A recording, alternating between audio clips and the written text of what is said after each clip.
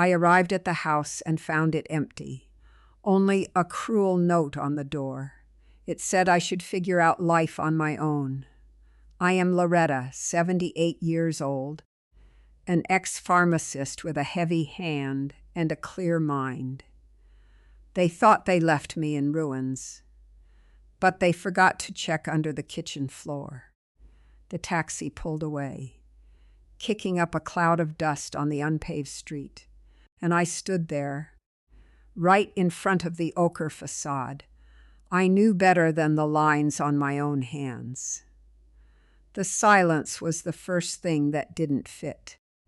That house was always loud, the television blaring at full volume from dawn because my daughter-in-law, Giselle, liked it that way. The screams of my grandkids fighting over the remote, or the sound of pots clashing. But that afternoon, the silence was so heavy it crawled into my ears and buzzed inside my skull. I was coming back from spending 3 days in the next town over, visiting my sister Edith, who was having a bad flare-up of sciatica. I had left with just the clothes on my back and a small overnight bag. Roger, my son, had kissed my forehead before putting me on the bus, telling me, "Don't worry, Mom, we'll take care of everything here." And boy, did they take care of it. I slid the key into the lock.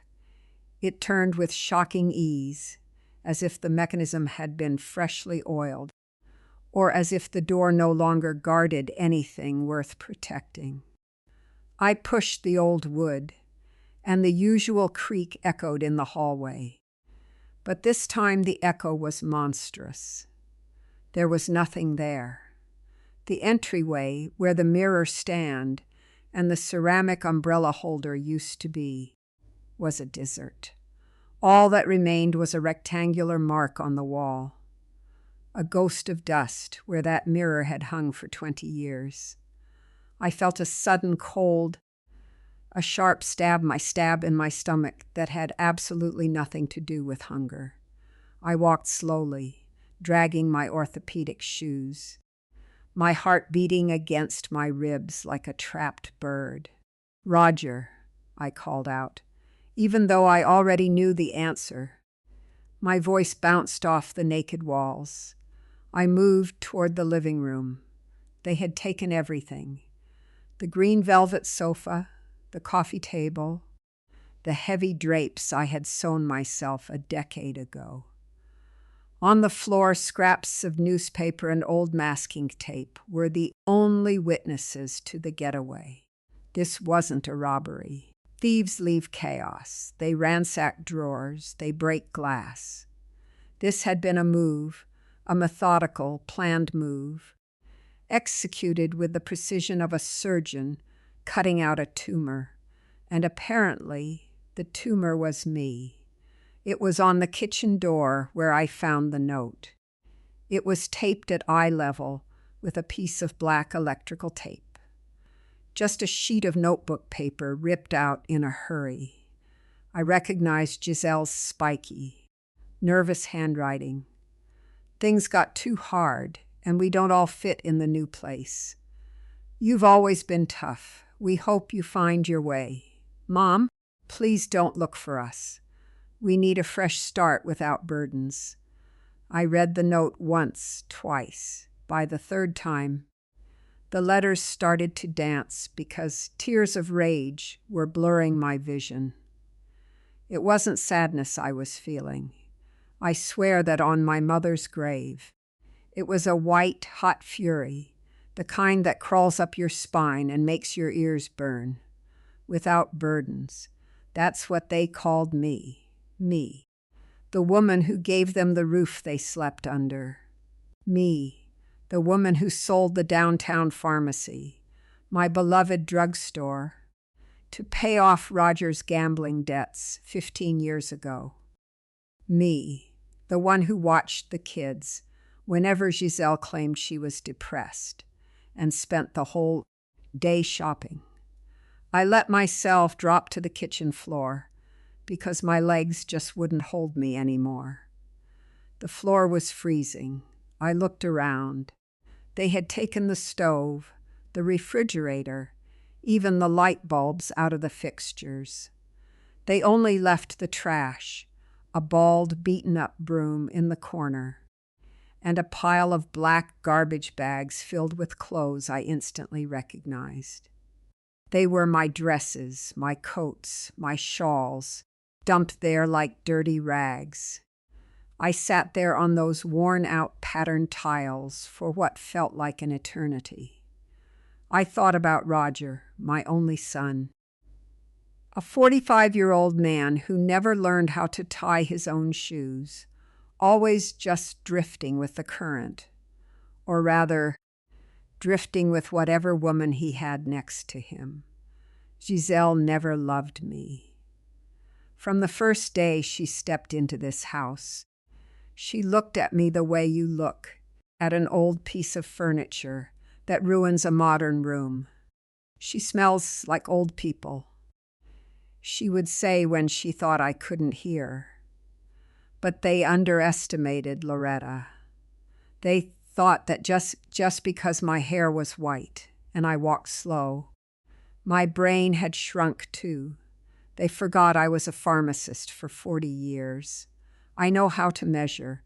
I know how to weigh. And above all, I know how to observe.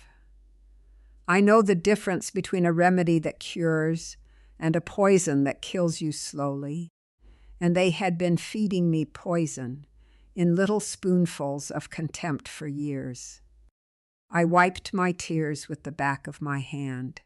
The skin on my hands is thin as rice paper, covered in age spots. But underneath, there is still hard bone. I took a deep breath, smelling the dust and the dampness of the empty house. "All right, Roger," I said out loud to the vacant room. "All right, Giselle, you played your card. Now it's my turn." I rolled over onto my knees, groaning a bit from the pain in my joints, and crawled toward the pantry. It was a small closet inside the kitchen where we used to keep grains, canned goods, and the dishes we rarely used. It was empty, of course. They had taken everything down to the cans of tuna. But what they didn't know, what nobody ever knew, except my late husband Arthur and me, is that this house had secrets. Arthur was a paranoid man. He didn't trust banks. "Paper money burns, Loretta," he always told me. "Gold is eternal." I went into the pantry. The afternoon light slanted through the kitchen window, lighting up the dust floating in the air. I headed for the darkest corner, right where a sack of potatoes we never moved used to sit. There in the corner, the wooden floorboards looked identical to all the others. Pine wood darkened by years and damp mops. I pulled the only solid object I had out of my purse, a small metal nail clipper and a steel file. It wasn't the ideal tool, but desperation sharpens the mind. I found the groove between the third and fourth boards, counting from the left wall. My fingers were shaking, not from fear, but from adrenaline. What if they had found it? What if, while moving things, while dragging the furniture, they noticed that this board sounded hollow? My heart stopped for a second at the thought. If they had taken it, then I really was dead. Then I really would be the helpless old woman they wanted me to be. I jammed the file into the groove. I pried it. The wood groaned, a dry sound, like a bone snapping. I pushed harder, ignoring the pain in my arthritic fingers. The board gave way. It lifted a few inches, just enough for me to slip my fingers in and pull. The smell of damp earth and confinement hit my face. I set the board aside and stared into the dark hole between the foundation. I reached my hand in, feeling around in the dark. My fingers brushed against something cold and metallic. I let out a breath that seemed to empty my lungs completely. There it was. I pulled the handle of the metal box. It was an old toolbox, heavy, rusted on the outside, but hermetically sealed. I hauled it out with a grunt, dragging it into the kitchen light. I sat back down with the box between my spread legs, as if I were about to give birth to my own future. I opened it. The hinges shrieked, protesting years of sitting idle. Inside, wrapped in swatches of blue velvet that had once belonged to a gown from my youth, were the coin tubes. Vintage American gold eagles, pure gold. Arthur had bought them one by one, month after month, during the 30 years our business was booming. For our old age, he used to say, so you never have to ask anybody for anything. I unwrapped one of the tubes and let the coins spill into my lap. They shined with a glare that seemed to generate its own light, a heavy, intense yellow that starkly contrasted with the misery of the empty house. $500,000 in gold, maybe more, at today's market price. A fortune that fit inside a shoebox. Roger and Giselle had taken the flat-screen TV they bought on credit. They had taken the blender. They had taken the threadbare rugs. But they had left behind freedom. They had left behind power. I grabbed one of the coins and squeezed it in my fist until the edges dug into my palm. The pain made me feel alive. It made me feel dangerous. I stood up with difficulty, clutching the box to my chest. I wasn't going to sit there crying. I wasn't going to check into a charity nursing home. I wasn't going to go to the police to report elder abandonment, because that would only make me look weak and earn me pity. And I, Loretta, didn't want anyone's pity. I looked at Giselle's note one more time, still taped to the door. I ripped it off with a sharp yank, crumpled it in my free hand, and shoved it into my jacket pocket. That note was going to be my fuel. Every time I felt strength fading, every time loneliness tried to bite at my heels, I would read those words. We hope you find your way. Oh, I will, I muttered, and my voice wasn't shaking anymore. It sounded raspy, solid, just like when I used to kick the drunks out of the pharmacy when they came looking for trouble. I am going to find my way, and when I do, you are going to wish you never crossed paths with it. I left the kitchen and went over to the pile of garbage bags where my clothes were. I started digging. I needed a better coat because the night was going to be cold. I found my gray wool coat, the one Gisela said made me look like a beggar. I put it on, buttoned it up with dignity, straightening my spine. I packed the metal box into my overnight bag, taking out the underwear and the knickknacks I brought from my sister's house to make room. The weight of the bag was serious now, but I didn't care. It was a sweet weight. I walked toward the front door. The empty house didn't feel like a corpse anymore, but rather a shell I had just hatched from. Before leaving, I stopped at the threshold.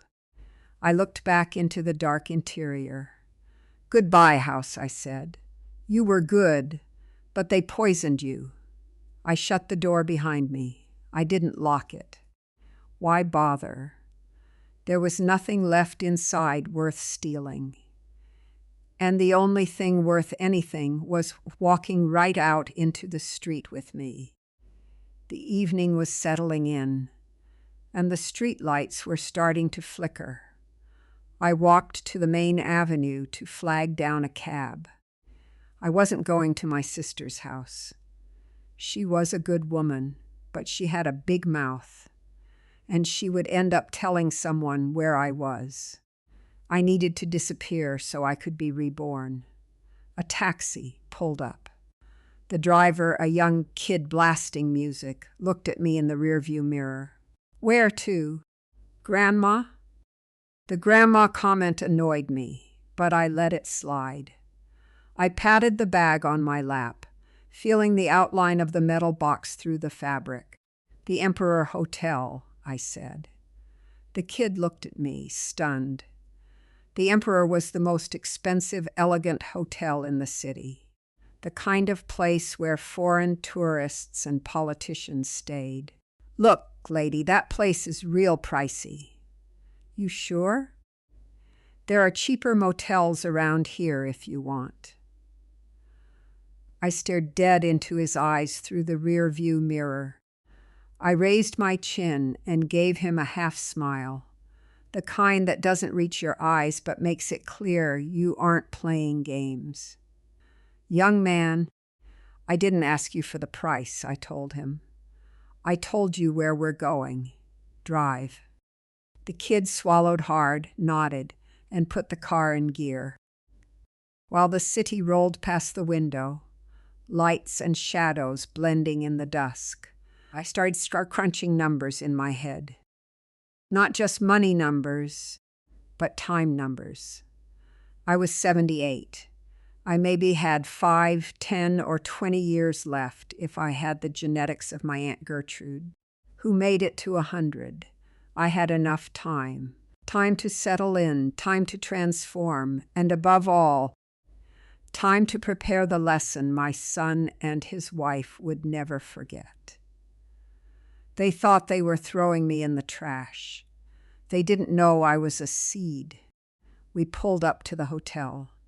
The doorman, a tall guy in a spotless uniform, looked at me with doubt when he saw my beat-up bag and tired look.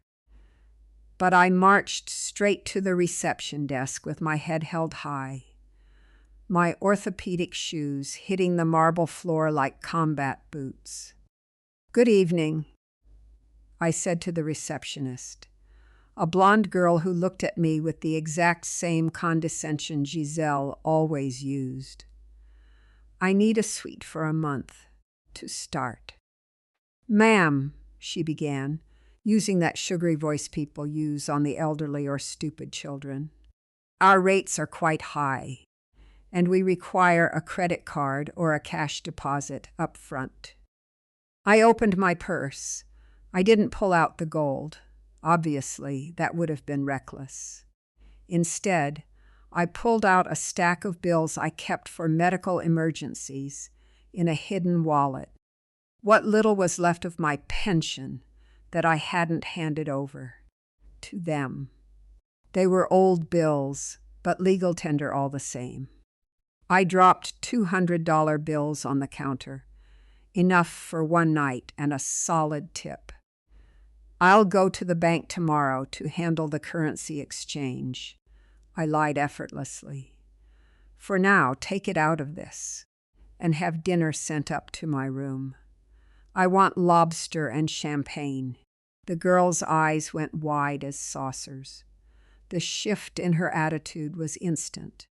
Money has that magical effect of erasing wrinkles and straightening spines in the eyes of strangers. "Right away, ma'am. Who should I register the room under?" I hesitated for a second. "Loretta." That name sounded like the woman who swept floors and cooked for a pair of ingrates. That woman was left behind in the empty house. "Put it under Mrs. Montgomery," I said, using my maiden name, the one I hadn't used in 50 years. "Loretta Montgomery." As I rode up in the elevator with its gold mirrors and red carpet, I caught my reflection. My hair was a mess. I had dark circles under my eyes, and my coat was a bit too big. But my eyes were shining. They shined with an intensity I hadn't seen in decades. I touched the pocket holding the crumpled note. Find your way. I already found it, I whispered, as the elevator doors slid open to a brightly lit, silent hallway, and it's a road paved with gold.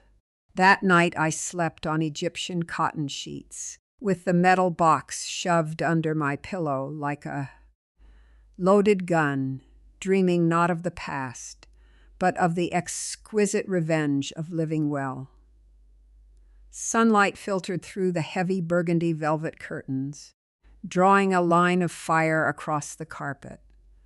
I woke up with a start, my heart galloping in my chest, blindly reaching for the peeling wall of my bedroom in my son's house. But my fingers only found soft sheets, the kind that caress your skin instead of scratching it. It took me a few seconds to remember the Emperor Hotel, the suite, the escape. The very first thing I did was slide my hand under the pillow. My fingers brushed the cold metal of the toolbox, and I let out a breath I didn't know I was holding. My life was right there. My Arthur was right there. I sat up in a bed so massive an entire family could have slept in it and ordered breakfast. When the room service waiter wheeled in the cart with silver platters and fresh coffee, he gave me a sideways glance. He was probably wondering what an old lady with bedhead and a worn-out flannel nightgown was doing in a room that cost more than he made in a month. I left a generous tip on the tray, a crumpled bill that I smoothed out with dignity. Thank you, young man. Please take the plates away in an hour. I don't want to be disturbed. When he left, I threw the deadbolt and latched the chain. It was time to take inventory. I dumped the contents of the box onto the white duvet. The gold coins tumbled out with a dull, heavy clinking, a sound no plastic credit card can ever mimic. I counted again, one by one, stacking them in columns of 10, just like I used to do with the pills in the back room of the pharmacy. 50 gold eagles, heavy, beautiful, with Lady Liberty staring back at me with pride. I did the mental math quickly, adjusting for inflation and the market price I'd heard on the radio a few days back. It was a lot of money, a massive amount, but I had a problem. I couldn't just walk into a grocery store and buy a gallon of milk with a pure gold coin. I needed liquid cash, and I needed to be discreet. I got up and walked over to the full-length mirror. What I saw made me want to cry, but I swallowed the tears, because time for crying ended yesterday on the floor of that empty kitchen. The woman in the mirror was small, stooped over. Her white hair yellowed from the cheap shampoo Giselle bought to save a few bucks. It hung sadly over her shoulders. The clothes were too big. I had lost weight these past few years, eating the leftovers and watery soups they served me. My hands shook slightly. "You look like a scarecrow." "Loretta," I said out loud, but then I leaned closer to the glass and looked into my own eyes. They were dark, sunken into a web of wrinkles. But the gaze was still there. The gaze of the pharmacist who could spot a morphine addict the second they walked through the door. The gaze of the woman who had balanced the books for a business for 40 years without losing a single cent. Society has a secret they don't tell you until you hit 70. You become invisible. To the world, an older woman is a nuisance, a piece of furniture, or at best, a sweet little grandma who bakes cookies and doesn't understand a thing. You stop being a person with desires, with intelligence, with malice. You just become part of the scenery. Giselle and Roger had banked on that invisibility. They figured I would just dissolve into thin air without their charity. We're going to use that to our advantage, I murmured, running a finger over my sagging cheek. If they want to see a harmless old lady, that's exactly what they'll see, until it's too late. I took a boiling hot shower, using the hotel's perfumed soaps. I scrubbed my skin until it was red, washing away the smell of confinement and sorrow. I put on my best dress, the black one I wore to church, even though it was missing a button and the hem was unraveling. I tucked 3 gold eagles into my coin purse, wrapped tightly in tissues. The rest went back into the box, and the box went into the room safe, which I locked using my late husband's birthday as the combination. I walked out of the hotel with my cane and my purse. The morning sun hit my face, but this time I didn't feel helpless. I felt like a hunter. I took a cab downtown to the jewelry district. I knew exactly where to go. Not to the big stores with the flashing display windows and security guards at the door. I was looking for the Sapphire Arcade, a narrow alleyway where the old shops smelled like wood polish and deals closed with a handshake. I walked into Trust Jewelers. The name was deeply ironic, of course. The owner, a bald man with magnifying glasses hanging around his neck, didn't even look up from his newspaper when I walked in. "Good morning," I said in a shaky voice, faking more weakness than I actually felt. "We don't buy costume jewelry, ma'am," he replied without looking at me, turning a page. I stepped up to the counter, leaned on my cane, and pulled out one of the tissues. I unknotted the tissue slowly with clumsy movements, letting the silence grow thick. When the gold coin gleamed against the scratched glass of the display case, the man dropped his newspaper instantly. His eyes went wide behind the thick lenses. "Oh, excuse me, Mother, I didn't get a good look." His tone shifted instantly. It became oily, sickeningly sweet. "Let me take a look at that." He picked up the coin and set it on his digital scale. He inspected it with a jeweler's loupe. I didn't take my eyes off him. I knew scales. I knew how they could be rigged with a slight tilt of the table or a poorly calibrated weight. "It's a nice piece, sure," he said, trying to sound bored. "But the market is down today. Gold fluctuates a lot. I can give you $1,500 for it, and I'm doing you a favor because I can see you need the help." I let out a dry little chuckle, an old lady's cough that was actually hiding a laugh of pure disgust. $1,500. The coin was worth at least $4,500 at the current exchange rate. "Young man," I said, straightening my back and dropping the senile old lady act for a second. "I was a pharmacist for 40 years.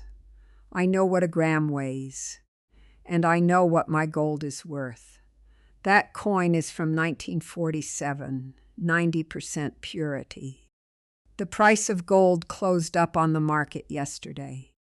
If you want to scam somebody, wait for a tourist to walk in."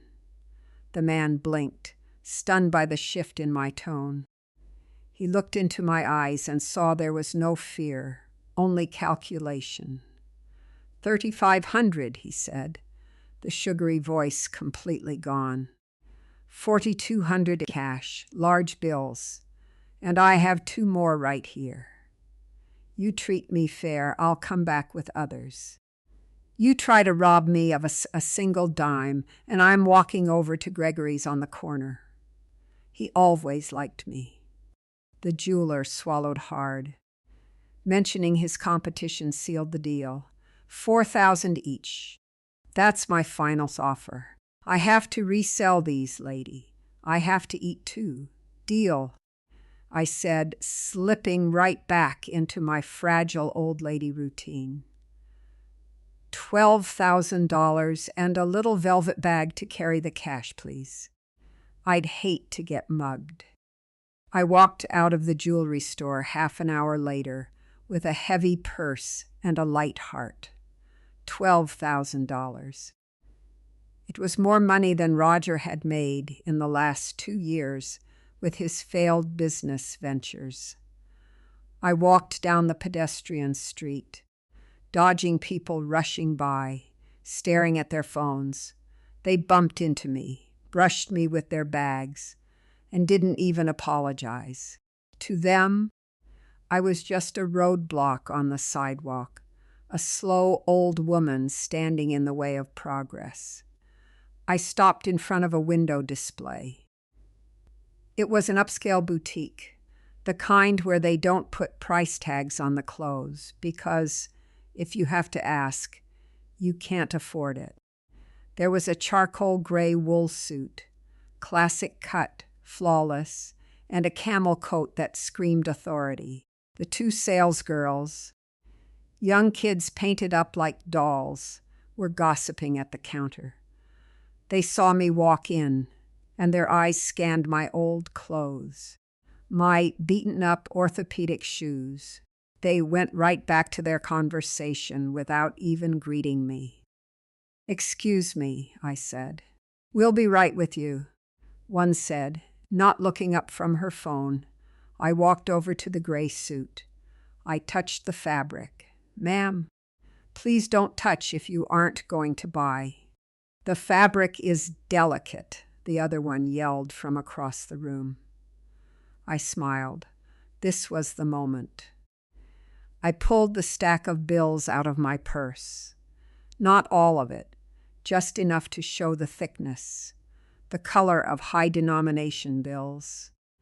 I started thumbing through them absent-mindedly, like someone checking a grocery list. The silence in the store was absolute. Both girls froze. The sound of crisp bills rustling was the only language they understood perfectly.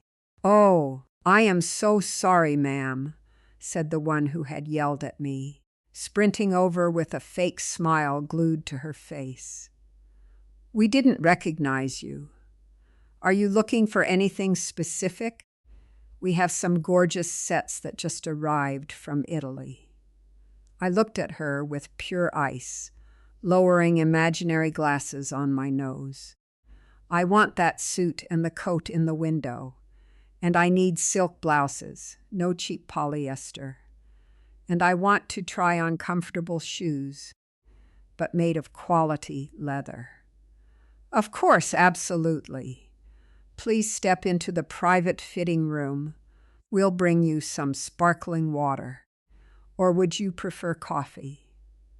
"Water is fine, and I want you to call a cab for when I'm done." I spent the next 3 hours transforming. When I looked in the fitting room mirror wearing the gray suit, the ivory silk blouse, and the new coat, Loretta the victim was gone. Standing in front of me was Loretta Montgomery, the matriarch. The cut of the clothes hid my tired back and gave me a regal posture. I paid in cash, thoroughly enjoying the almost religious reverence with which they counted the money. I left my old clothes in a bag, telling them to donate it. "Is everything to your liking, Mrs. Montgomery?" the girl asked, walking me to the door where the taxi was waiting. "Excellent," I replied. "And a piece of advice, sweetheart.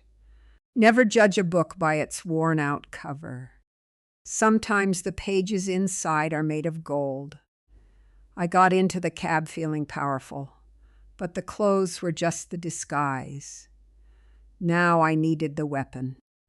I went back to the hotel and asked them to send up a phone book and a loaner laptop from the business center. I sat down at the mahogany desk in the suite. I had to find them, not to beg them, not to demand explanations. I had to find them so I knew exactly where to strike. Roger wasn't smart, and neither was Giselle. They were cruel, sure, but cruelty is usually the tool of idiots. I was sure they had left a trail. I opened the laptop. My fingers, though clumsy from arthritis, remembered how to type.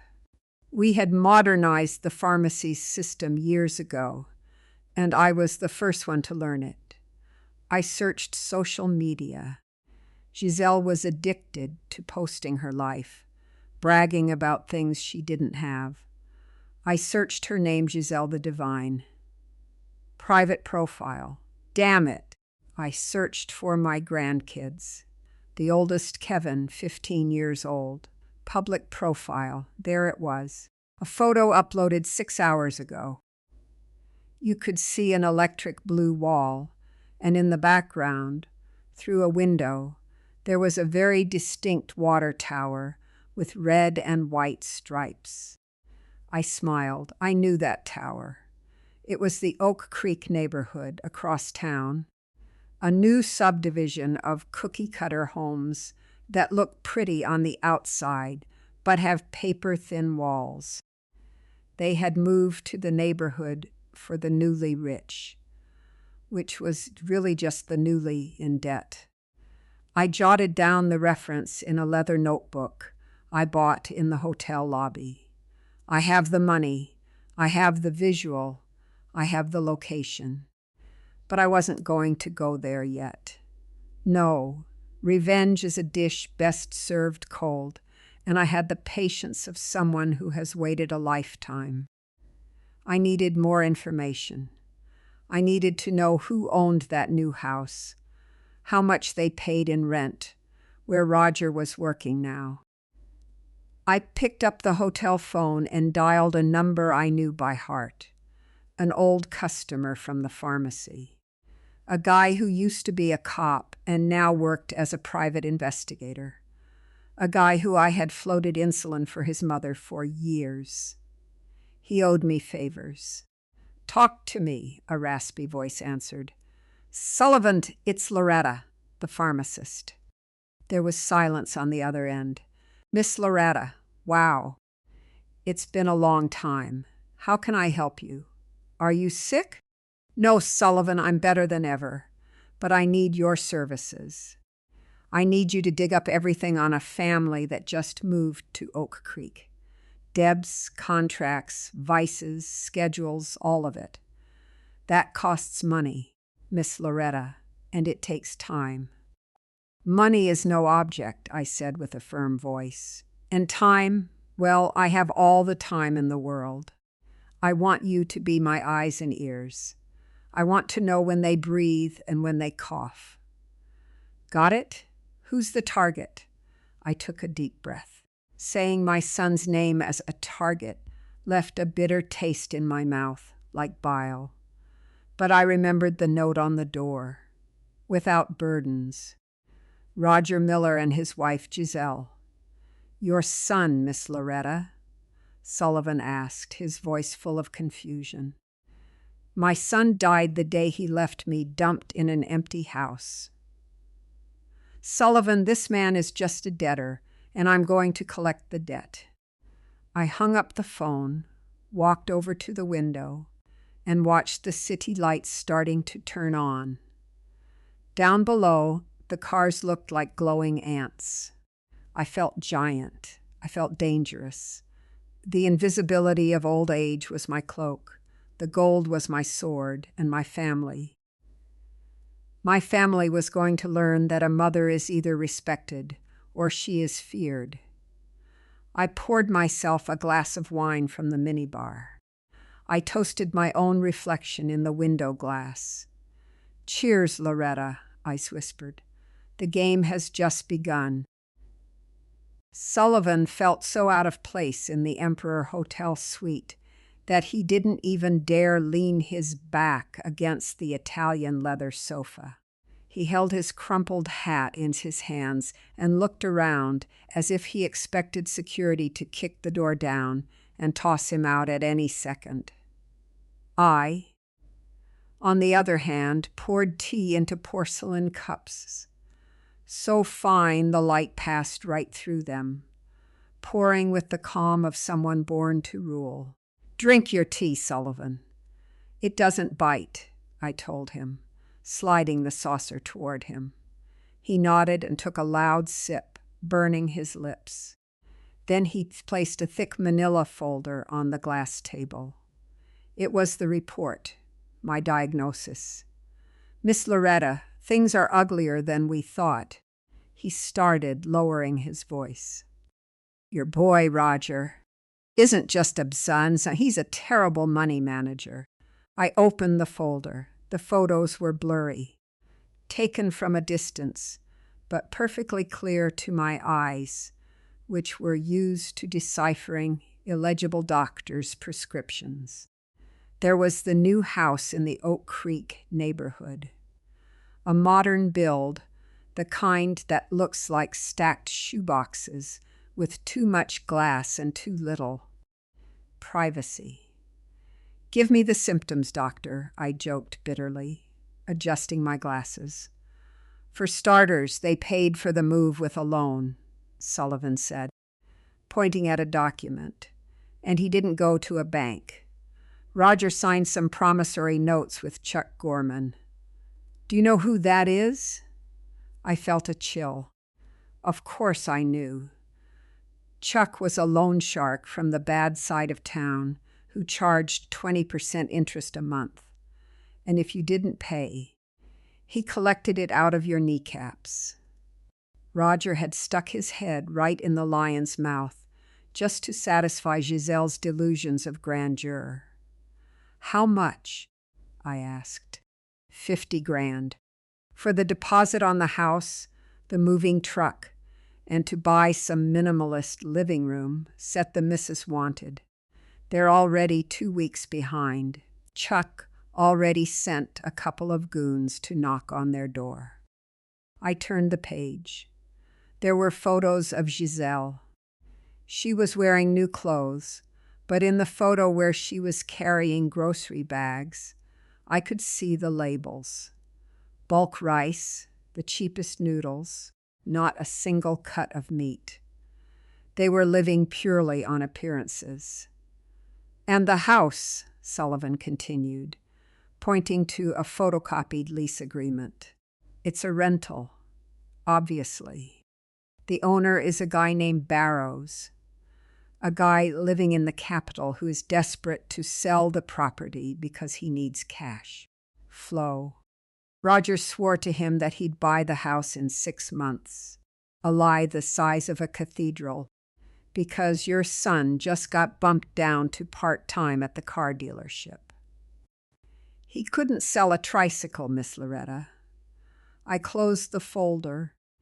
The silence in the room grew thick. Right there was the X-ray of my family. It's a cancer of debts, lies, and pretension that was eating them alive.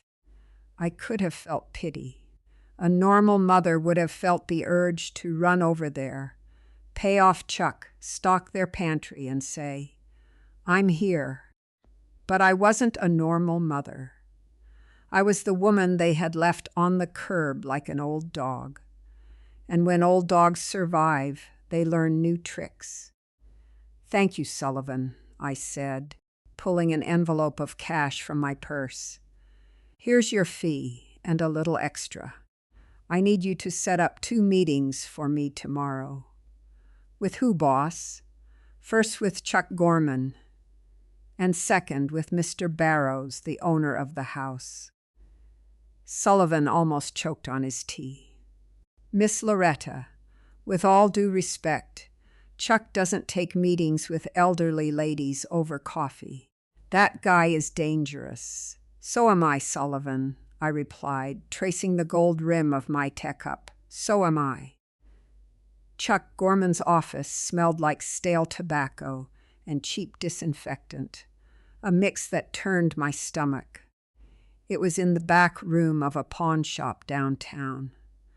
I walked in leaning on my cane, wearing my camel coat, keeping a tight grip on my leather purse.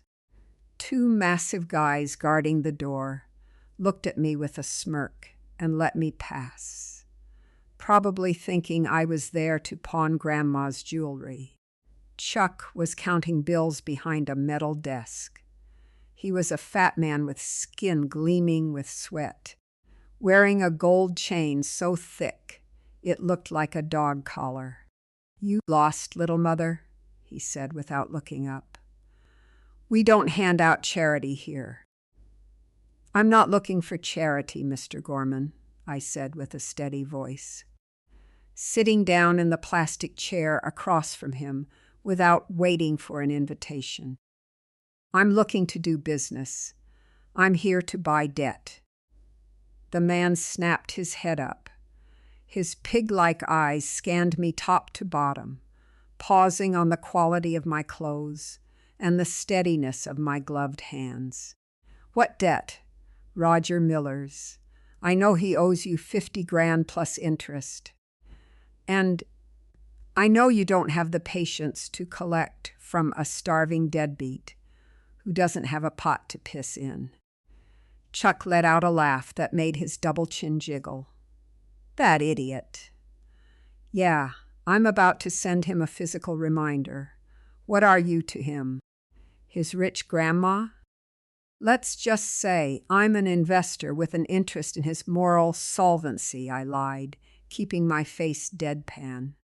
"I want to buy his promissory notes. I'll give you the full principal right now. The late fees and interest, I keep those as future profit. You get your money back today without getting your hands dirty, and I'll handle the collections." I pulled 5 stacks of cash bound in rubber bands out of my purse. I dropped them on the desk with a heavy thud. The sound of money is a universal language that even brutes understand. Chuck stared at the cash. Then he looked at me with a mix of respect and suspicion. "Dear lady, but I'm warning you, that guy is a terrible payer." "I know, but I have methods you don't have. I am highly persuasive." 10 minutes later, I walked out of there with the original documents signed by my son securely in my purse. Legally, Roger now owed me for the very air he breathed. But I wasn't going to collect just yet. Oh no, I was going to let that debt age like a fine wine or a slow-acting poison. My second stop was more civilized, but just as lethal. I met with Mr. Barrow's legal representative in a coffee shop near the courthouse. The owner of the house was desperate to sell. The property had minor foundation issues and needed repairs he didn't want to pay for. Roger, of course, didn't know a thing about this. All he saw were fresh flotches of paint and laminate floors. "My client is asking $200,000, said the lawyer. "A young guy in a cheap suit. I'll give you $150 in cash. Immediate wire from a secure account." I countered while snapping a shortbread cookie in half. "And on one condition. The current lease agreement stays in place, but the title transfers to an LLC. The Apothecary Investments. Nobody can know I'm the owner. The tenant will keep depositing rent into the same account, which will now be managed by you on my behalf." The lawyer hesitated. 150 was a low ball, but the promise of instant cash is the siren song of real estate deals. If we close today, it's a deal. "But, Mrs. Montgomery, why all the mystery with the tenants?" I smiled. A grandmother wolf's smile. "Let's just say I like to supervise my investments from the shadows, and I want to see if they're reliable payers before I introduce myself. That same afternoon, we signed the paperwork at a notary. Now I owned his roof and I owned his debt. I was the god of his little papier-mâché universe, and they didn't even know it. 2 weeks passed. The silent execution began on a Tuesday. According to Sullivan's report, Giselle had thrown a housewarming dinner to impress the women in the subdivision. She wanted to get onto the HOA committee. She had blown the last of her cash on a cheap catering service and forced Roger to ask for an advance at work, which got denied just to buy wine. I was sitting in my hotel room with the phone in my hand. I dialed the power company. As the new property owner, I had certain privileges. "Good afternoon," I said, using my sweetest, most concerned voice. "This is the representative for the Apothecary Investments, owners of the property at 45 Oak Creek Drive. Yes, look, we've detected a potential fault in the main wiring that could cause a short circuit. It's a severe fire hazard. I need you to cut the power supply immediately for a safety inspection." "Yes, right now." "No, do not notify the tenants. It's a technical emergency. I don't want them messing with anything." I hung up. I checked my watch. It was 7 in the evening. Giselle's dinner should be just getting started. I would have loved to be a fly on that wall. The next day, Sullivan brought me the details with a crooked grin. "It was a disaster, Miss Loretta. The power cut out right as they were serving the lasagna. They had to eat by candlelight, and not the romantic kind, the emergency flashlight kind. The neighbors left early because it was hot and the AC was dead. Giselle was completely hysterical, screaming that she was going to sue the electric company." "And the best part?" I asked, feeling a guilty pleasure rushing through my veins. "Roger tried to call the owner, that Barrows guy, to complain, but the number is disconnected. The lawyer sent him an email saying the property changed hands and that any complaints need to be submitted in writing to the PO. Box for the Apothecary Investments." And they wrote, "Yeah. Right here's the letter." Sullivan handed me a crumpled piece of paper. Roger's handwriting was shaky. He demanded, he threatened, he played the victim. He said they paid a fortune and deserved respect. I laughed. It was the first time I genuinely laughed in a long time. "So what's the next move, boss?" I stood up and walked to the window. Down below, the city kept up its frantic rhythm. I felt powerful, yes, but I also felt a strange hollow in my chest. I was playing with them like a cat batting around wounded mice. Was it justice? Yes. They had condemned me to darkness and starvation. I was just feeding them a dose of their own medicine. "Now, Sullivan, we're going to tighten the financial screws." I pulled Chuck Gorman's promissory notes out of my safe. "Take these to a legal collections agency, one of the aggressive ones. I want them calling Roger at work at all hours. Have them notify him that his debt has been sold, and we are demanding immediate payment or asset seizure." "Asset seizure?" "But the assets are yours, Miss Loretta. You own the house." "Exactly, but the furniture isn't. That minimalist living room, the giant TV, the stereo system, all of that can be repossessed. I want them to feel the walls closing in. I want Roger breaking into a cold sweat every time the phone rings. And Giselle. I have something special for Giselle. I pulled a small card out of my purse. It was from an exclusive fabric store where I had bought my new dresses. Giselle fancies herself a seamstress and a designer. She always criticized my mending, claiming she had an eye for fashion. That's right. I found out she's trying to sell clothes online to make some quick cash. She buys cheap rags and sews fake designer tags on them.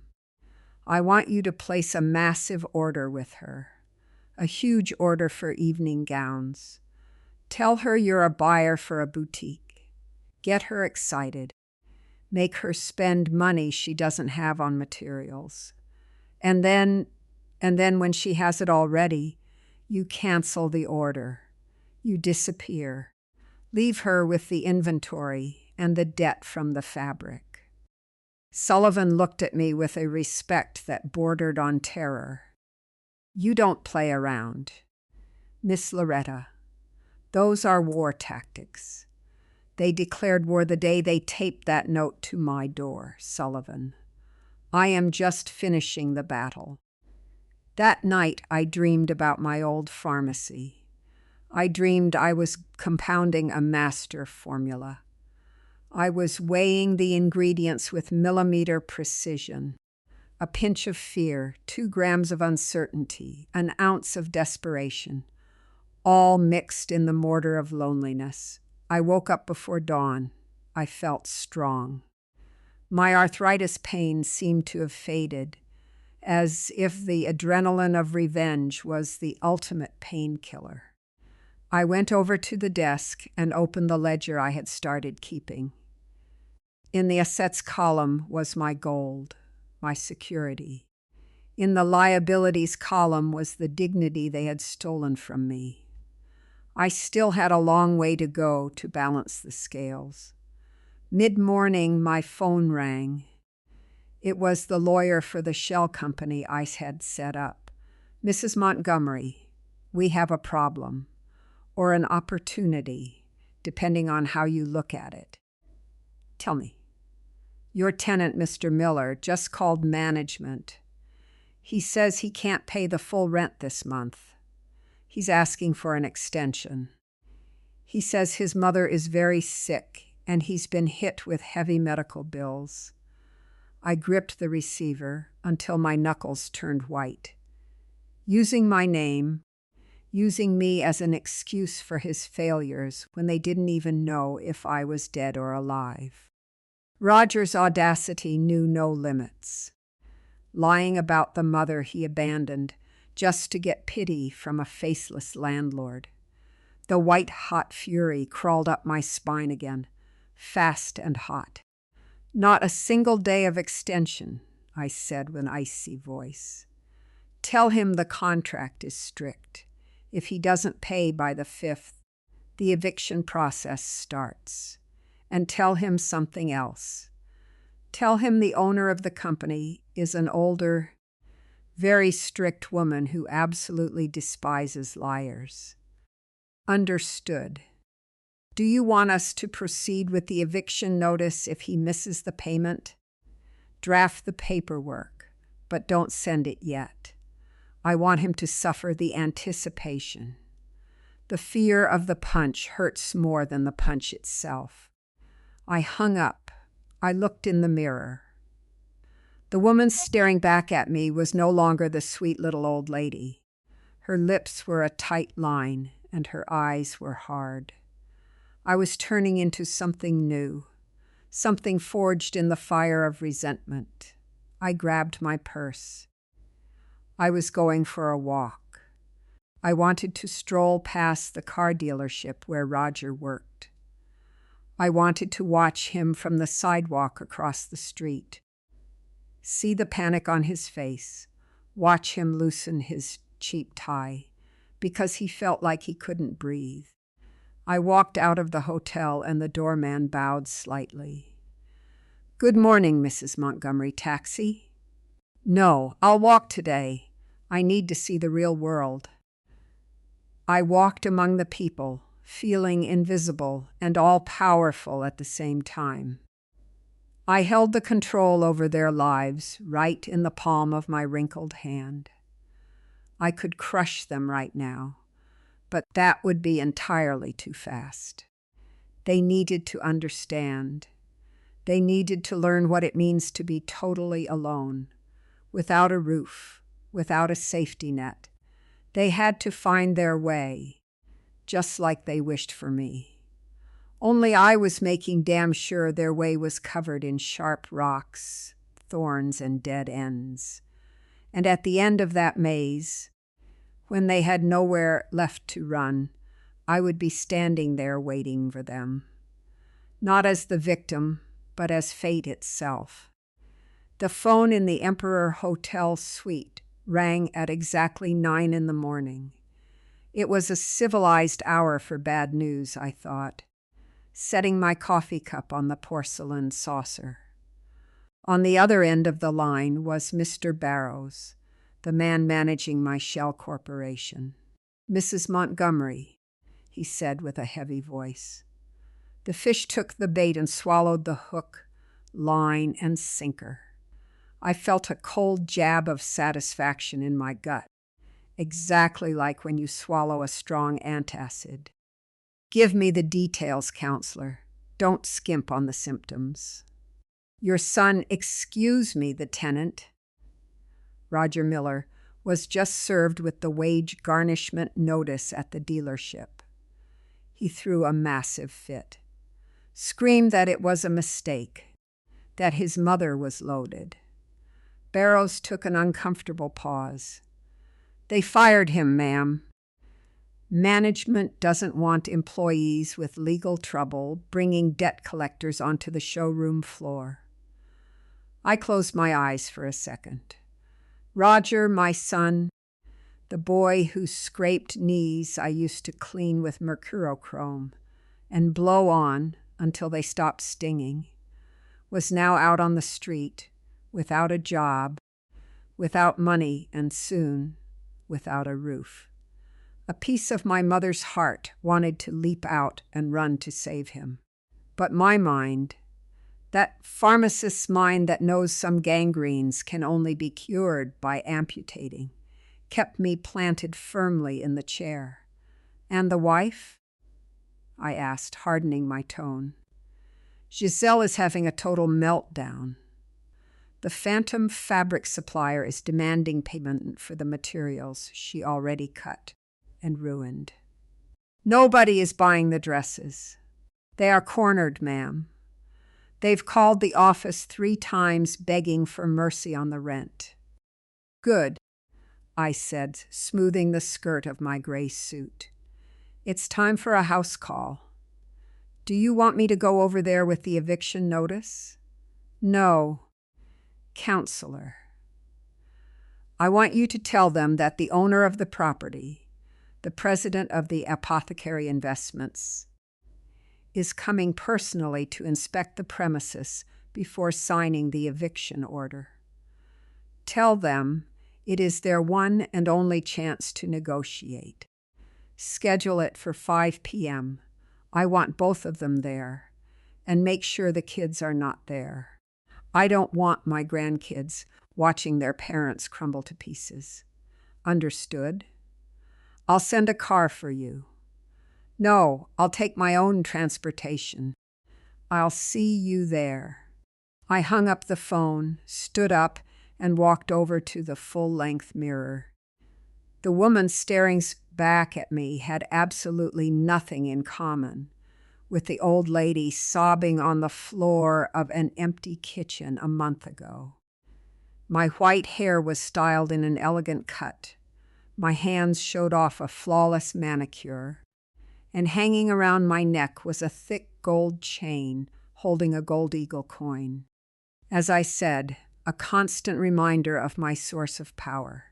I grabbed my cane, the one that now had a silver handle, and my camel coat. "Let's go, Loretta," I whispered to myself. "Today you're going to teach the most expensive lesson of their lives." The taxi I hired wasn't just any vehicle. I ordered the hotel's executive car service, a black town car, sleek and silent as a panther. The driver opened the door for me, and I settled into the leather seat, feeling the AC dry the cold sweat on my palms. Because yes, I was nervous. Not afraid of them, but afraid of my own reaction. Would I break down when I saw them cry? Or would I enjoy their pain a little too much? The drive to the Oak Creek neighborhood was like traveling between two worlds. We left behind the tree-lined avenues and glass high-rises to enter the dusty streets of the new development, where all the houses were identical and the trees were barely dry, twigs jammed into the sidewalk. As we rounded the corner of Oak Creek Drive, I saw the house, number 45. The electric blue paint that my grandson Kevin loved so much already looked faded under the brutal afternoon sun. There was a weird silence on the block, as if the neighbors could sense a disaster brewing inside. The car pulled up to the curb. Mr. Barrows was already there, waiting for me, standing next to his sedan with a briefcase under his arm. He saw me pull up and rushed over to open my door. "Mrs. Montgomery," he greeted me with a slight bow that didn't go unnoticed by the curtain, twitching in the living room window. I stepped out of the car, the sound of my leather heels echoing on the concrete. I planted my cane on the ground with absolute authority. "Are they ready?" I asked. "They are terrified," Barrows answered quietly. "They think I'm the executioner and you're the judge. They aren't wrong." We walked up to the front door. Before Barrows could even ring the bell, the door swung open. Roger stood in the doorway. He looked awful. He had lost weight. He had dark circles under his eyes and was wearing a wrinkled dress shirt, trying to look professional. Behind him, Giselle was wringing her hands, her makeup smeared, her usually perfect hair thrown into a messy ponytail. "Good afternoon, Mr. Barrows," Roger said with a trembling voice. Not looking at me just yet, his eyes glued to the lawyer. "Please come in. We are entirely willing to come to an arrangement." Barrows stepped aside with solemnity. "Mr. Miller, Mrs. Miller, I present to you the owner of the property and the holder of your debt, Mrs. Montgomery." Roger turned his head toward me. His eyes bulged so wide, I thought they were going to pop out of his skull. His mouth opened and closed like a fish out of water. Giselle let out a choked gasp and slapped her hands over her mouth. "Mom!" Roger stammered, taking a step back as if he had just seen a ghost. "Mom!" I didn't smile. I didn't make a single gesture of affection. I just stood there in the doorway, blocking the sunlight, casting a long shadow across the laminate floors of their minimalist living room. "Good afternoon, Roger," I said. My voice came out clear, booming, without a hint of the tremors of old age. "Are you going to invite me into my house?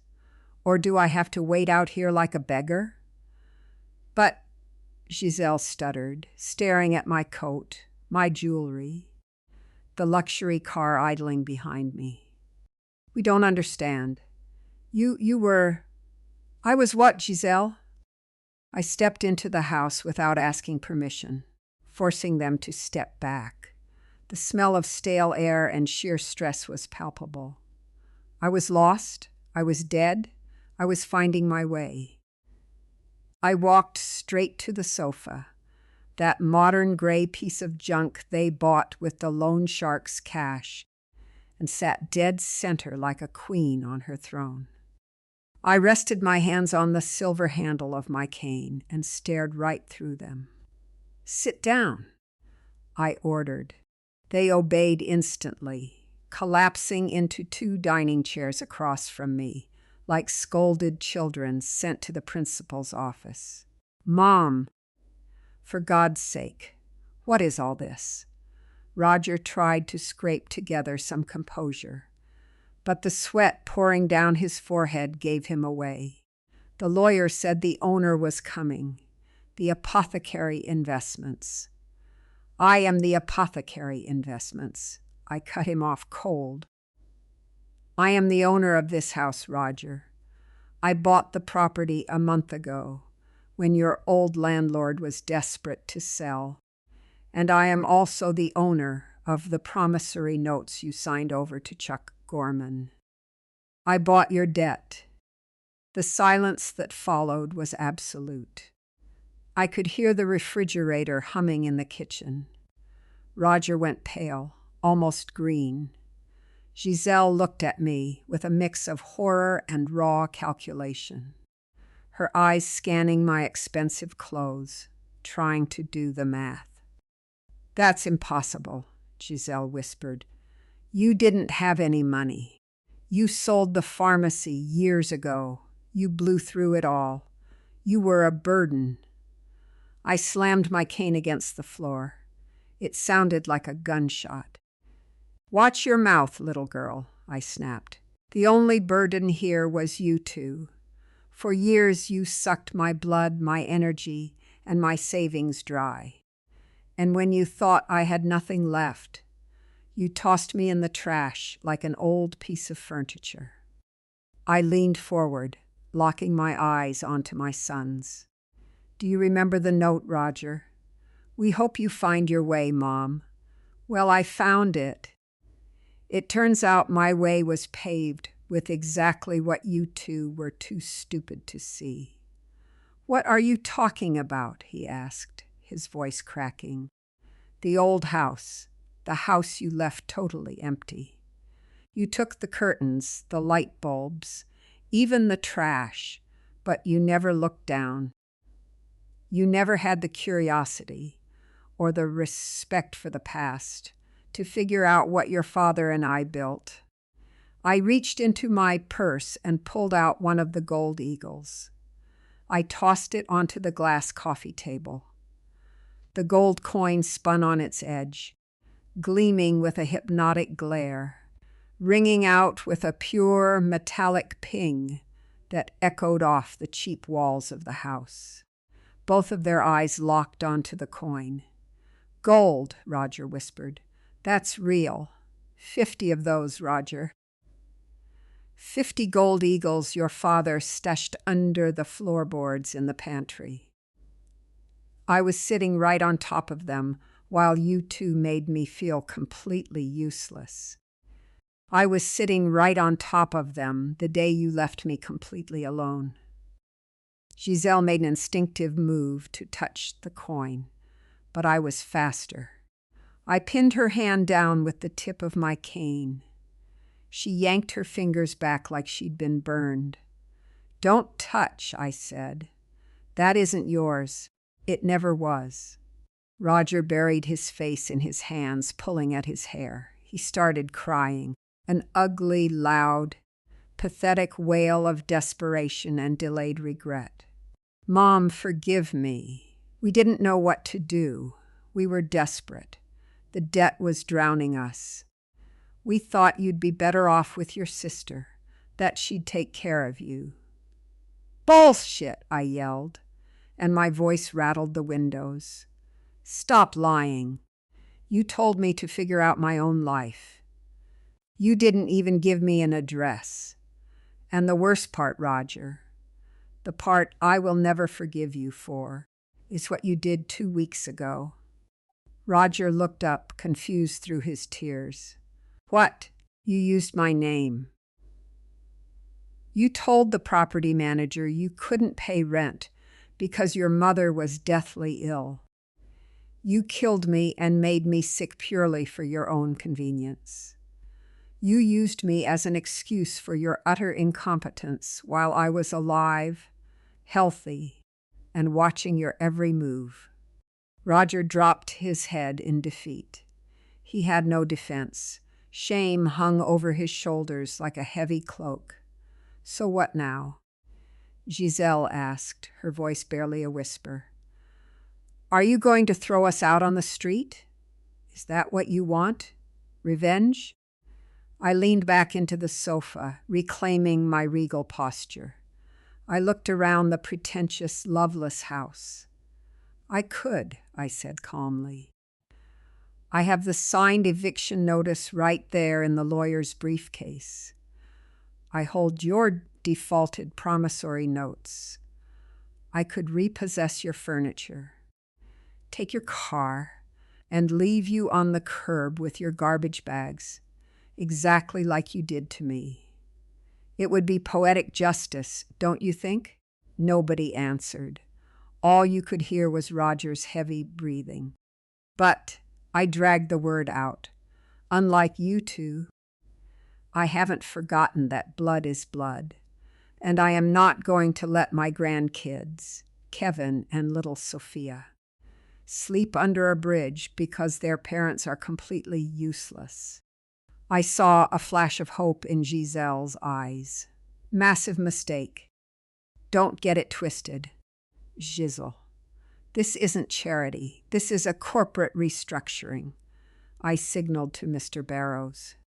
He pulled a legal document out of his briefcase and placed it on the table right next to the gold coin. These are the 2 terms, I said.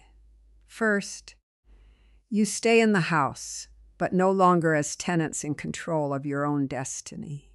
The lease agreement is voided. Starting today, you live here under a conditional use agreement. What does that mean? Roger asked. It means I'm lending you the house, but I hold the keys. I can walk in whenever I want, and if I see a single dirty dish, a single bottle of booze, or hear a single screaming match, you're out. They nodded, completely mute. Second, the debt. The 50 grand plus interest you owe Chuck. You now owe me, and you are going to pay me back every single dime. But Mom, I got fired, Roger whined. I know. I'm the one who got you fired, I admitted without blinking. Roger stared at me in pure horror, but I kept going. That job was garbage, and you were mediocre at it anyway. Tomorrow you report to the warehouse for town pharmacy, downtown. I talked to the owner, an old friend. They need a loader and someone to scrub the shelves. You are going to start at the absolute bottom, Roger. You are going to sweat, and 70% of your paycheck will go directly into my account to pay off your debt. Roger opened his mouth to protest, to say he was a sales manager, not a warehouse grunt, but my glare shut him up. He knew he didn't have a choice. And you, Giselle. I turned to her. She shuddered. The designer fantasies and fancy dinner parties are over. Those poorly made dresses you have lying around, you're going to rip the seams out. You are going to sell the fabric as scraps. And you are going to get a real job. They actually need a cashier at the grocery store on the corner. I already checked. Giselle flushed red with indignation. I am not going to be a cashier. What will the neighbors say? The neighbors don't give a damn about you. Giselle, and if you don't like it, there's the door. You can leave on your own, but my grandkids stay here under my supervision, and Roger stays here working to pay me back. Your choice, cashier with a roof or a diva out on the street. Giselle looked down, biting her lips so hard it almost bled. She gave a tiny nod. Third, I said, standing up from the sofa. My knees popped a little. but I didn't let it show. I want to see my grandkids every single weekend. They will have lunch with me at the hotel, or wherever I decide. And you too will treat me with the respect owed to the matriarch of this family. No more calling me the old lady. No more ignoring me. When I speak, you listen. I snatched the gold coin off the table and dropped it into my purse. Are we clear? I asked. Yes, Mom, Roger said, his voice completely broken. He stood up and tried to step toward me, maybe to hug me, maybe to drop to his knees. I raised my cane and pressed it against his chest, stopping him dead in his tracks. The silver tip gleamed against his wrinkled shirt. No, I said softly, not yet. Hugs are earned, Roger. Forgiveness requires actual work. Today we just did business. I turned toward the door, mister. Barrows gathered the signed documents and followed me. Before walking out, I stopped and looked at the house one last time. It didn't look like a hostile foreign place anymore. Now it felt exactly like what it was. A piece of my own property, managed by employees who required a lot of heavy supervision. Oh, one last thing, I said without turning around. I am hosting Christmas dinner this year, and it will be at the Emperor Hotel. Try to have decent clothes by then. If you work hard, maybe I'll buy you something. I stepped out onto the street, where the sun was starting to set, dyeing the sky a violent orange. The air felt lighter. I got into the luxury car and shut the door, leaving the dust and misery of my relatives outside. As the car pulled away, I checked the rearview mirror and saw Roger and Giselle standing in the doorway, small, hunched over, watching me drive off. They weren't the cruel giants who ran my life anymore. They were just two lost people who had just slammed headfirst into reality. I pulled my ledger out of my purse. On today's page, I wrote with my fountain pen, moral debt partially settled, total control. I traced the gold coin hanging around my neck. The metal was warm against my skin. Revenge, I discovered, wasn't a dish best served cold. It was a dish best served piping hot, highly nutritious, and on a solid gold platter, but only for the person with the guts to sit at the head of the table.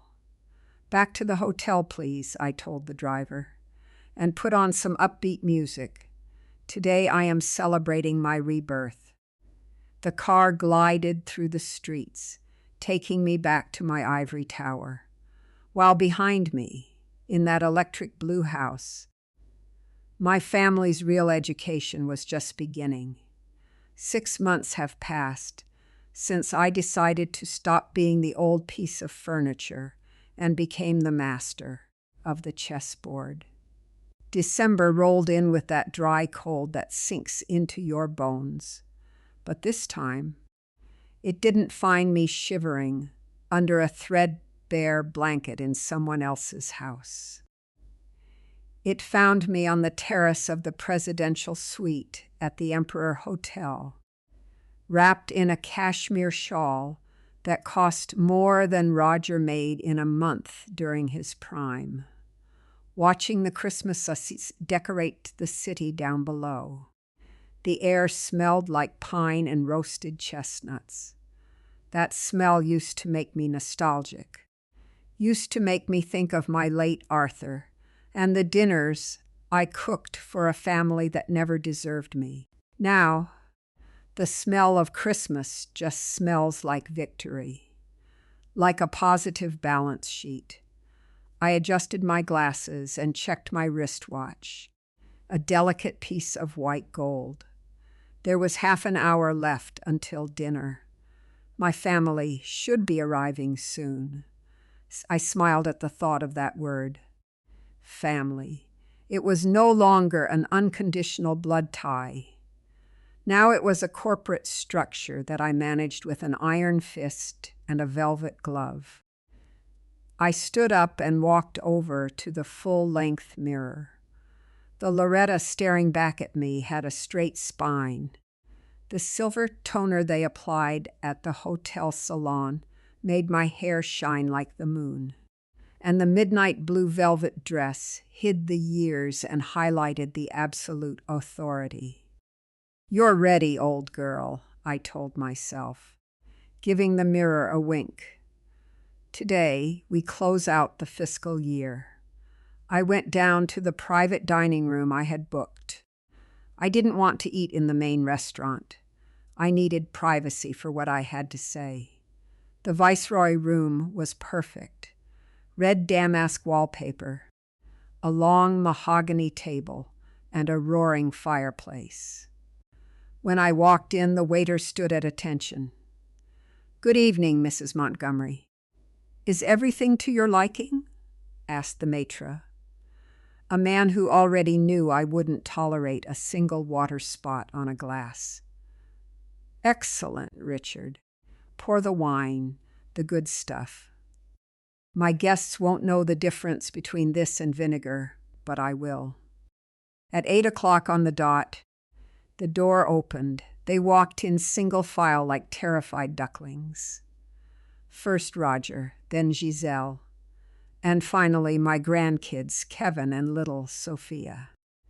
I stood at the head of the table, leaning on my silver-handled cane, observing the details.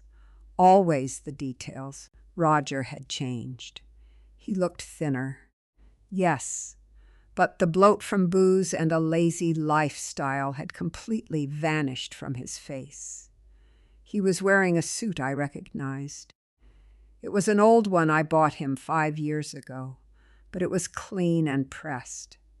His hands, which used to be soft and idle, now had calluses and tiny cuts. Marks from his job at the pharmacy warehouse. Marks of dignity, even if he still viewed it as a punishment. Giselle was the real surprise. She wasn't wearing anything new. She had on a simple black dress I had seen 1,000 times, but she had added a white lace collar that I was almost entirely certain she had sewn herself. There was no fake jewelry, no heavy makeup. She had dark circles under her eyes, the dark circles of a cashier pulling double shifts in December. But her gaze was no longer arrogant. It was cautious. "Good evening, Mother," Roger said, stepping forward to kiss my hand. Not my cheek, my hand. We had established clear boundaries.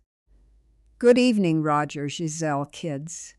My grandkids ran up to hug me. I allowed contact with them. Kevin, with his 15-year-old teenage rebellion, squeezed me tight. Sophia hung from my neck.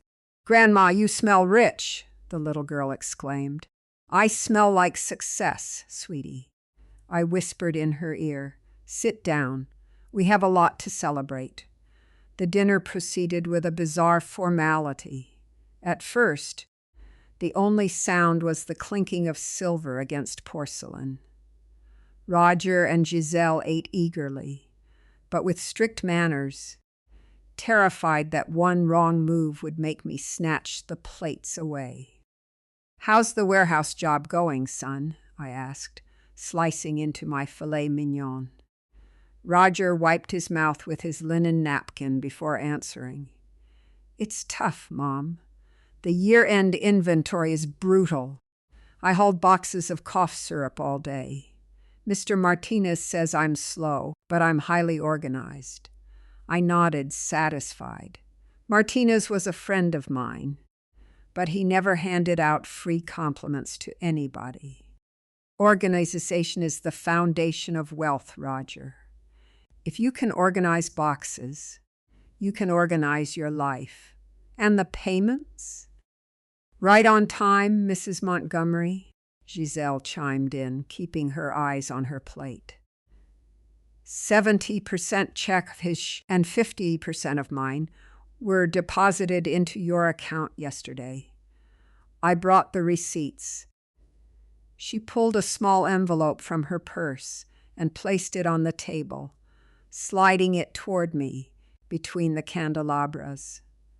I took it without opening it. I trust the bank, Giselle, but I am glad to see you've learned discipline. And you? How's the cash register? Giselle sighed, and for a split second, I saw the vain woman trying to claw her way out, but she shoved her back down. It's exhausting. People are rude. They scream at you if a price rings up wrong. They throw money at you. My feet are killing me from standing for 8 hours straight. Welcome to the real world, I said, taking a sip of wine. That's exactly how I felt standing behind the pharmacy counter for 40 years to pay. For your whims. People are rude, yes.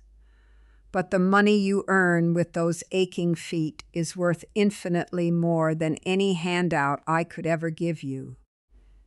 There was a tense silence, but it wasn't hostile. It was the silence of learning.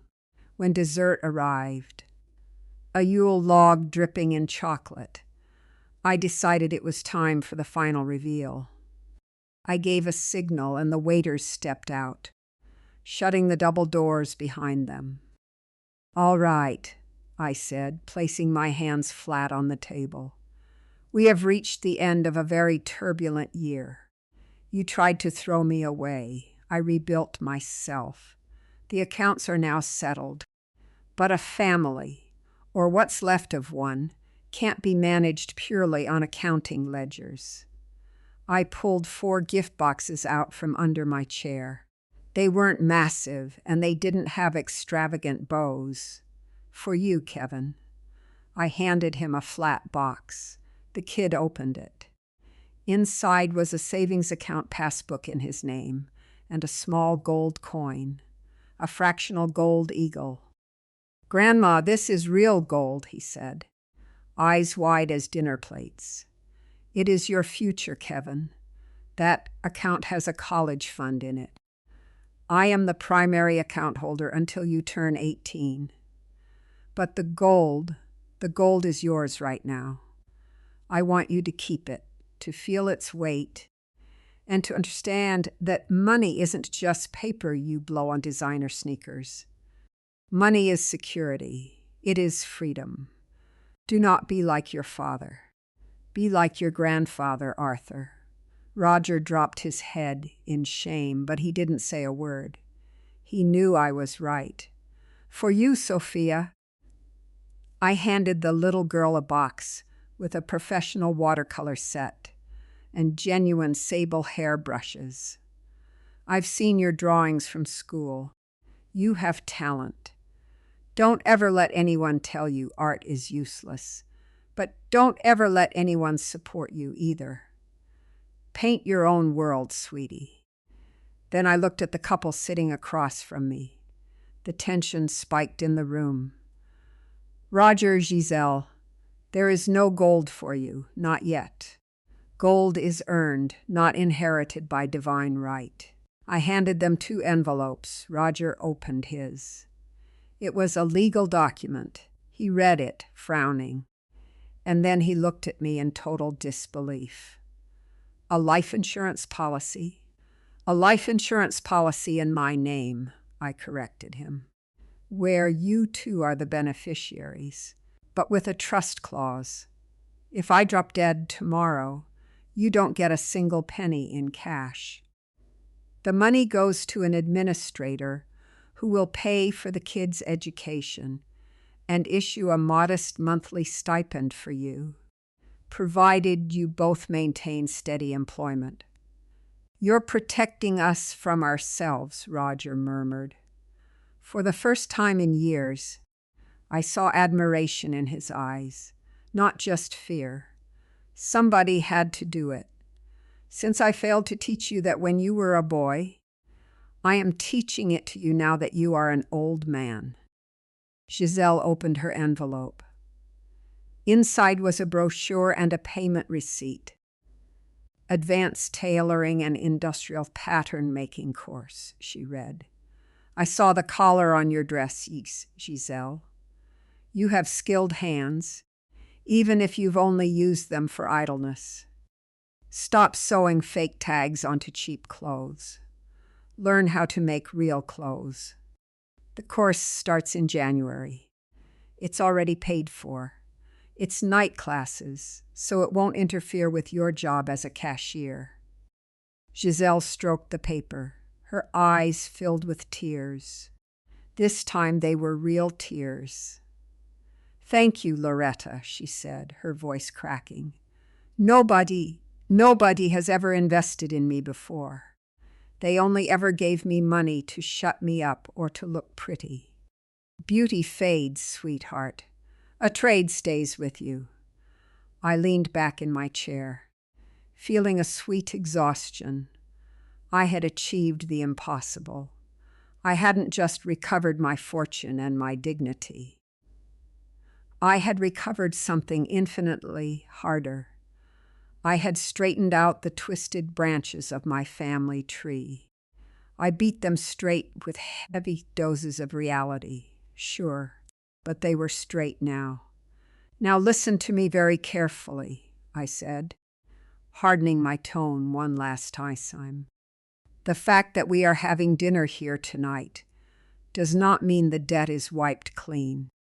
Tomorrow, Roger, you go back to hauling boxes.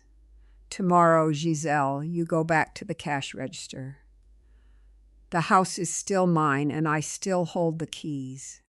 But if you keep this up, if you prove that you have the backbone I think you have, maybe, just maybe, next year we can talk about partners instead of employees. Roger stood up, walked around the table, and stood next to me. He placed a hand on my shoulder, his rough, calloused hand. Thank you, Mom, for not letting us find our way off a cliff. Thank you for forcing us to walk yours. I patted his hand. It was the only gesture of affection I allowed myself. Sit down and eat. The chocolate is melting. Dinner ended with timid laughter and stories about the kids' school. For the first time in decades, I didn't feel like an old piece of furniture shoved in the corner. I was the center of gravity. I was the sun these stray planets were orbiting. When they left, I stood alone in the dining room for a moment. The waiters started clearing the table. I walked over to the window. I pulled the velvet pouch holding my lucky coin out of my purse. The very first gold eagle I pulled out of that rusted toolbox. I held it up against the moonlight. I thought about the cruel note they had left on the door. We hope you find your way, Mom. That sentence, which was meant to be my death warrant, had turned into my treasure map. I had found my way, yes, but I had also discovered something far more important. Old age is not the end of the road, unless you decide to just sit down and wait for death. I had decided to stand up. I had decided to fight, and in that fight, I discovered that being 78 wasn't a burden. It was my armor.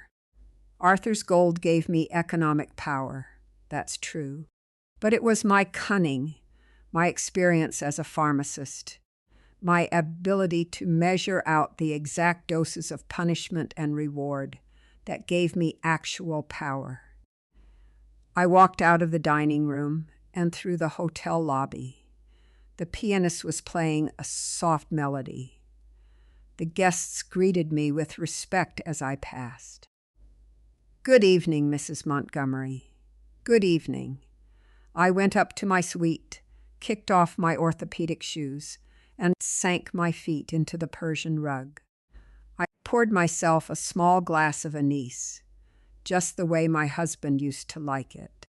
I sat in the armchair facing the bay window.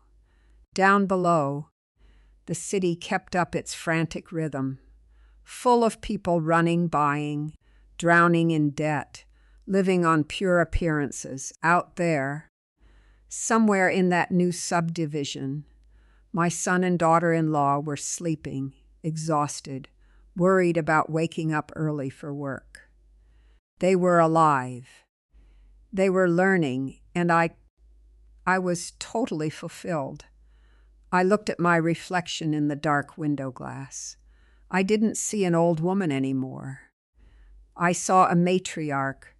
I saw a woman who had turned abandonment into an empire and utter loneliness into sovereignty. I raised the glass to my own reflection. "Cheers, Loretta," I whispered. The climb was brutal, but the view from the top is unbeatable. I knocked back the anise in one gulp, feeling the heat travel down my throat, comforting and strong. Tomorrow, I would go to the bank to check the returns on my investments. The day after, maybe I'd buy that commercial retail space I saw downtown to open a haberdashery and let Giselle run it if she finished her course. I had plans. I had a future. I set the glass on the table and turned off the light, leaving myself with nothing but the glow of the city and the comforting weight of the gold in my memory. I slipped into bed, into those Egyptian cotton sheets that smelled like lavender, and I closed my eyes with a smile that wouldn't fade for the rest of the night. Because in the end, they were right. I found my way, and it turned out to be a road paved with pure gold and an iron will. This story is a powerful testament to the resilience of the human spirit. Loretta's journey reminds us that our value is not defined by others' perceptions, especially when we are at our most vulnerable. When her family abandoned her, she didn't collapse. Instead, she chose to rebuild herself from the ground up, proving that age is not an obstacle to reinvention. Her path teaches us that independence is a vital form of self-respect and that true strength often emerges from our darkest moments. By transforming her pain into a catalyst for growth, she reclaimed her autonomy and established clear, healthy boundaries for her family. This narrative highlights that empathy does not mean enabling toxic behavior. Sometimes, holding others accountable is the most compassionate thing we can do for them. Loretta's sharp mind and unwavering spirit show that wisdom is a formidable tool in navigating life's challenges. Ultimately, this story serves as a reminder that we are the authors of our own lives, capable of crafting our own sense of purpose, dignity, and legacy. It encourages us to look inward for our worth, rather than seeking external validation. By choosing to empower herself, Loretta was eventually able to guide her family toward a more responsible and mature existence. Her journey is not one of mere revenge, but of restoration and profound personal victory. This serves as a poignant lesson that even when we feel cast aside, we possess the internal resources to emerge as the masters of our own destiny. Disclaimer: this story is a work of fiction created for educational and entertainment purposes.